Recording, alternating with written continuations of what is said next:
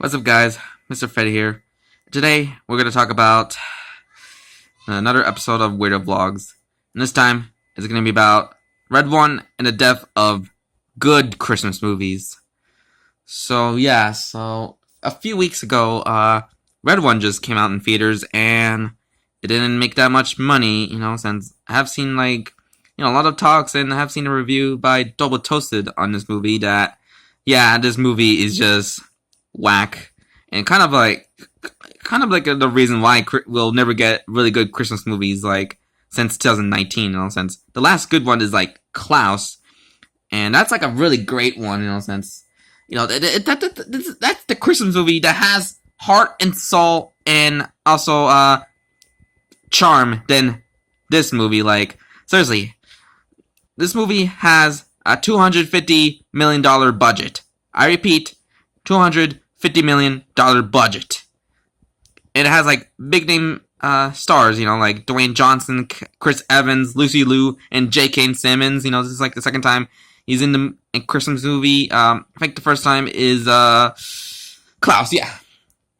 So seriously, this movie is the reason why we'll never get really good Christmas movies. Seriously, we always remember the good old the early days of Christmas movies and Christmas specials, mostly the Christmas movies. We got the 2000s Grinch movie, Alf, the Polar Express, and all that. And I think another one, Home Alone, Home Alone, Jingle All the Way, and let's see, the National Lupin, Christmas, Vacation. A lot of great Christmas movies, seriously, that actually it felt more watchable and better than this movie. And for the budget fan, there's movies that have very expensive budgets, Inside Out 2, and I think Deadpool and Wolverine has an expensive budget, but those actually did really well at the box office than this movie, because there's two words that are the reason why those two movies are really great. Marketing campaign, since those movies always been everywhere, being advertised throughout the summer, and they made so much money. That's the reason why that people thinking that, Disney is finally back, baby, because Inside Out 2 and Deadpool 3 just made so much money at the box office. So there's that.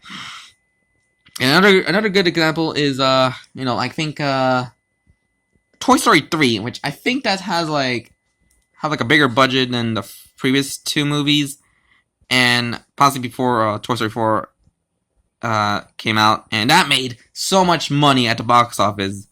And because come on, we all know that it's rare that the third movie will do so well at the box office than this, sorry excuse of a commercialized Christmas movie that was just released to get through the Christmas season hype. Says, we just rather watch classic old Christmas movies and specials than this.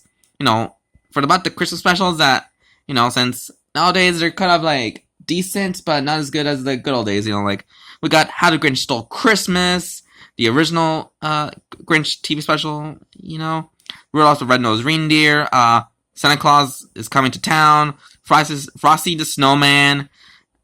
Let me see, what's the other one? I think it's multiple Nickelodeon and Cartoon Network Christmas specials. Those are actually pretty good than this movie, and maybe some of the Christmas specials that aren't that memorable as the ones from the old days. From the 80s up until up until the 2000s, and possibly around the 2010s. Since I think that's the last good decade for Christmas specials and possibly movies. So there's that. So and also the whole, the North Pole being a military place. I think that did better in Prep and Landing. Since that came out I think a decade before this, this train wreck of a Christmas movie came out. So there's that. And another thing is, this has this is almost screams a sequel, which that won't not gonna happen. Okay, sorry for the interruption, but seriously, this movie, it's just has a scream of a franchise potential, even through, looking at the box office numbers, yeah, it's not doing well, and it got destroyed by, movies that are actually more successful than Red One, like Gladiator 2, Wicked, and Moana 2. Like, that's a way better Dwayne Johnson movie than this train wreck of a holiday movie. Like, seriously, this movie is the reason why we'll never get really good Christmas movies. Like, seriously, where's the heart? Where's the soul? Where's the charm? Come on, Hollywood, just bring me a good Christmas movie already. Seriously, everybody's just are hungry for that. So there's that. And also, the CGI, and it's kind of fine, even if it's kind of a bit too overused, since practical effects are kind of too expensive to use. So they had to rely on like CGI effects, like the snowman and the from the trailers and commercials I have seen, and that polar bear, which I think Truman better is like a man in a polar bear costume with like animatronic mouth movement, since, come on, that makes it a bit more real looking than just make it CGI, like, yeah. And anything else to say about this kind of the Christmas movie, that the reason why we'll never get the good Christmas movies? Well, the behind the scenes drama, with this movie, like Dwayne Johnson being rather late in this for the film set, and also he lubricated the bottles. Like that's disgusting, man. Like come on, that's the reason why I have lose a little bit of trust on you, man. Like, come on. So you're better off with being like more like a voice actor type of guy than like just being an actor who's like just a muscle-headed guy. So there's that. Unless there's like a odd chance that he can do good like outside of doing the voice acting stuff. So there's that. So yeah, this could be like a pretty short one. So Red One, a Christmas movie. Pretty much the reason why we'll never get really good Christmas movies. I